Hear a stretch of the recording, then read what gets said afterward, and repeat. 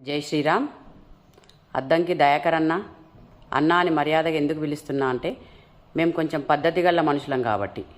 నీలాగా పద్ధతి లేని మనుషులం కాదు, పద్ధతి లేని పార్టీలో పనిచేస్తలేము.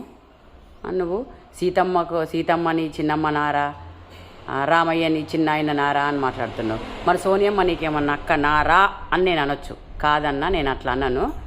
సీతమ్మ నీకు సోనియమ్మ ఏమవుతుంది, రాహుల్ అన్న ఏమవుతాడు? వాళ్ళ కోసం నువ్వు ఇంత అది చేస్తున్నావు కదా. ఎట్లా మాట్లాడుతున్నావు? నీ నోటికి వస్తే నీ నోటి దూలు ఎక్కువ ఉంది. నీ నోటి దూల వల్లనే నువ్వు ఈరోజు ఎన్ని కోల్పోతున్నావో ఒకసారి నువ్వు ఆలోచించుకో అన్న.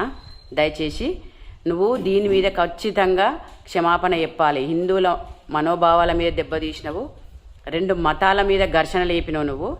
ఇది నీకేం కరెక్ట్ కాదు. నీకు ఎంతవరకు కరెక్ట్ అనిపిస్తుందో అది నువ్వు నీ గుండె మీద చేసుకొని ఆలోచించు. నోరుంది కదా అని ఇష్టం ఉన్నట్టు మాట్లాడొద్దు. నువ్వు అంత గొప్ప మోడీ గారినే అంత మాట అవమానంగా మాట్లాడుతున్నావు.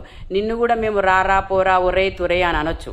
కానీ మాకొక సాంప్రదాయం ఉంది, మాకొక పద్ధతి ఉంది. అందుకని నిన్ను మర్యాదగా అద్దంకి దయాకర్ అన్న అని అంటున్నాం. అన్న దయచేసి నువ్వు దీనిపైన క్షమాపణ చెప్పాలి. మేము దీని మీద అస్సలే వదిలిపెట్టాము. నువ్వు క్షమాపణ చెప్పే వరకు మేము కొట్లాడతాము ఖచ్చితంగా. లేకపోతే ఇట్లాంటోడు ఇంకా అద్దంకి దయాకర్ లాంటి వాళ్ళు ఇంకో 100 మంది అద్దంకి దయాకర్లు తయారవుతారు. మనం ఇట్లనే ఊరుకుంటుంటే.